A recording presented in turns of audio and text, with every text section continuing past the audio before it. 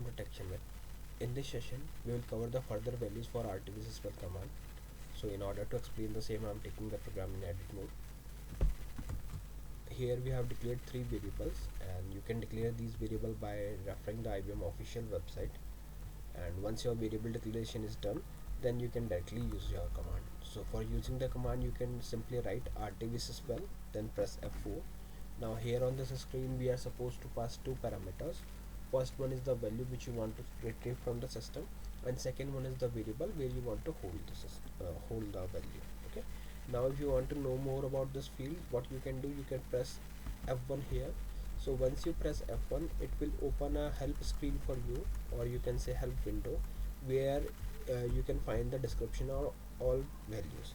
So in short, you can say that this screen will provide the detailed information about the values that we can retrieve from the RTVSYSVAL command.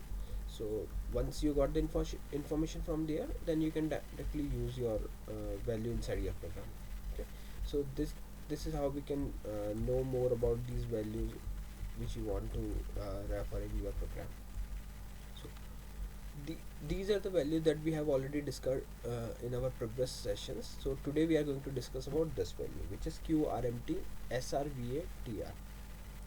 So let's see what is written here. It is written remote service attribute. The QRMTSRVATR system value controls the remote service problem and analysis ability. The value allows the system to be analyzed remotely.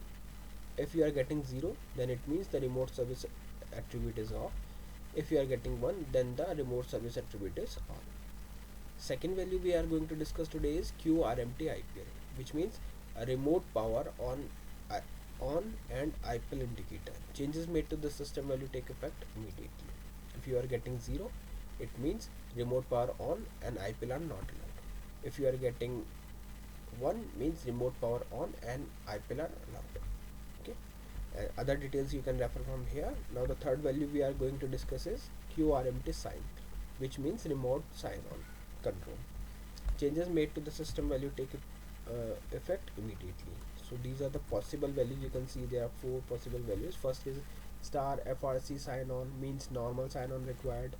Stars same PRF, means when the source and target user profile are the same, the sign on can be bypassed for remote sign on attempts. Third one is star reject, means no remote sign on is allowed.